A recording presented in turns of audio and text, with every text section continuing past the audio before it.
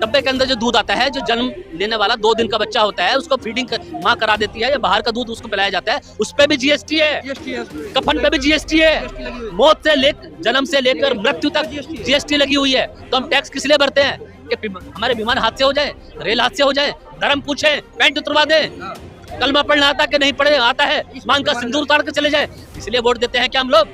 हम वोट देते हैं कि देश के हर नागरिक की सुरक्षा करने की जिम्मेवारी भारत के संविधान के अनुसार जो बाबा भीमराव साहब अम्बेडकर ने दिया है, तो सरकार की जिम्मेवारी है। सरकार की जिम्मेवारी है। एक भी अवैध झुग्गी टूटनी नहीं चाहिए, उनका पुनर्वास होना चाहिए। उनको उजाड़ने से पहले भारतीय जनता पार्टी को, जो बुलडोजर जनता पार्टी है, उनके घर उजाड़ने से पहले उनको मकान देने चाहिए थे। कभी रेल हादसे, कभी ट्रेन हादसे, ठीक है, कभी स्टेशनों पे भगदड़, और आज एयरपोर्ट विमान हादसा हो गया। तो ऐसे पनौती लोगों को हटाने की आवश्यकता है। संगठन को भी सोचना चाहिए और देश के हितों की रक्षा करने के लिए, उनकी जनभावना को सोचने के लिए ये जरूरी है कि कुछ पनौती लोगों को एक बार नेतृत्व से हटा दें। पहले भ्रष्टाचार की सरकार थी, केजरीवाल भ्रष्ट थे, तो उसको हटाकर एक ईमानदार सरकार आई है, उस पर आप कह रहे हैं कि उसको हटा देना चाहिए। केजरीवाल देश के इतिहास में, जब से हमारा देश आज़ाद हुआ सन 1947 से, पूरे भारत के इतिहास में ये अध्याय लिखा जाएगा कि केजरीवाल से ज्यादा ईमानदार व्यक्ति आज तक कोई पैदा नहीं हुआ है।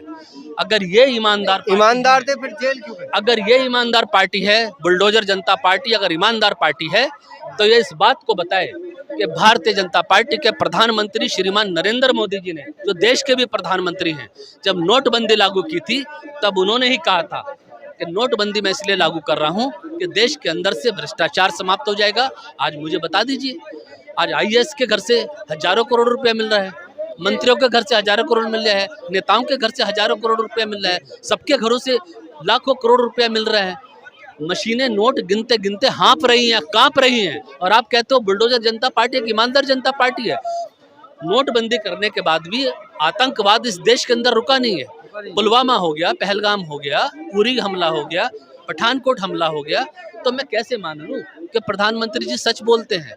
प्रधानमंत्री जी अगर मेरी बात को या हिंदुस्तान के हित में सच बोल रहे होते तो इतना बड़ा हमला नहीं होता।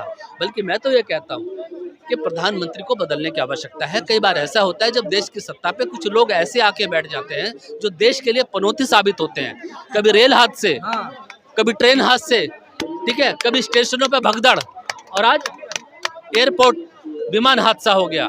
तो ऐसे पनौती लोगों को हटाने की आवश्यकता है। संगठन को भी सोचना चाहिए और देश के हितों की रक्षा करने के लिए, उनकी जनभावना को सोचने के लिए ये जरूरी है कि कुछ पनौती लोगों को एक बार नेतृत्व से हटा देना चाहिए। जो ये तो हो रही हैं घटनाएं, तो ये तो होती रहेंगी। जहाज ये जो ट्रेन की बात कर रहे हो, कोई ट्रेन पलट गई, ये हो गया, तो ये तो होता रहेगा। तो रोज पलटवाते रहो, मैंने कब मना करा? रोज पलटवाओ, जहाँ तुम्हारा दिल आप जो सरकार है, सरकार हम चुनते क्यों हैं भाई? हम दूध बच्चे का जो जन्म होता है, वो दूध मुँह जो बच्चे का दूध आता है ना पैकेट के अंदर, डब्बे के अंदर जो दूध आता है, जो जन्म लेने वाला 2 दिन का बच्चा होता है, उसको फीडिंग माँ करा देती है या बाहर का दूध उसको पिलाया जाता है, उस पे भी जीएसटी है। कफन पे भी जीएसटी है।